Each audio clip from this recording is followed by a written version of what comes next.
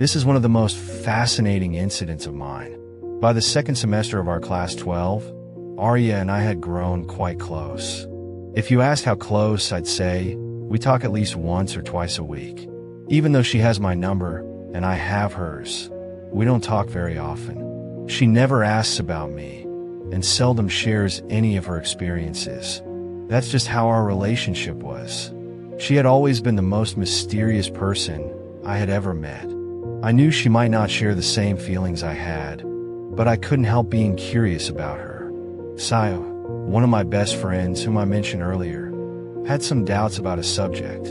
Physics was one of my favorite subjects, and whenever someone asked me something about it, I'd start from scratch and explain with all my heart. That's probably why people like having their doubts cleared by me. Saya wanted to understand the concept of torque on a current-carrying loop in a uniform magnetic field. During a free period, I began explaining the topic to her. We were completely engrossed in the chapter, and as usual, I was totally absorbed in teaching. While I was explaining, I noticed Arya looked unusually serious. It was strange because she was typically energetic and active. That day, however, she was unusually quiet. After some time, she started quarreling with her friends, but I ignored it and went back to solving some physics problems.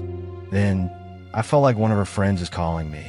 I didn't pay much attention at first, but the second time, I clearly heard her say, "Hey Shlok." I looked up and asked, "Yeah? Need any help?" She replied, "It seems like you haven't spoken to Arya for a few days, and now she's taking her anger out on us." I froze for a moment. I couldn't believe Arya was upset just because I hadn't spoken to her for a couple of days. I didn't know how to react. I glanced at Arya, then pretended to focus on solving my problems again. While writing, I said, "Who said I'm not talking to her?" Then I looked at Arya and asked, "Hey, did you watch the movie I shared with you on Wednesday?" She smiled and shook her head, saying no. Everyone burst into laughter at our exchange, and so did I. The entire scene felt weird though. After returning home that day, I called her and said, "If I ever do something that bothers you or makes you feel bad, please let me know.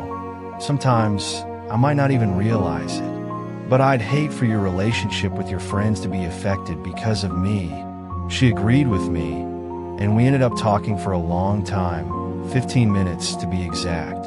I know many people spend hours on the phone, but even those 15 minutes felt plentiful to me. And mind you, we were still just friends at that time. You might wonder what kind of conversations we had. I usually started with, "Hey, what's up?" She'd reply, "Nothing much. What about you?" "I don't have anything to say either," I'd respond. Then she'd say, "You just say something." "Say what?" I'd ask. "Anything. You say." I'd counter. "No, you say." "No, no, you say." This back and forth would continue until we both felt, "I think it's been long enough now."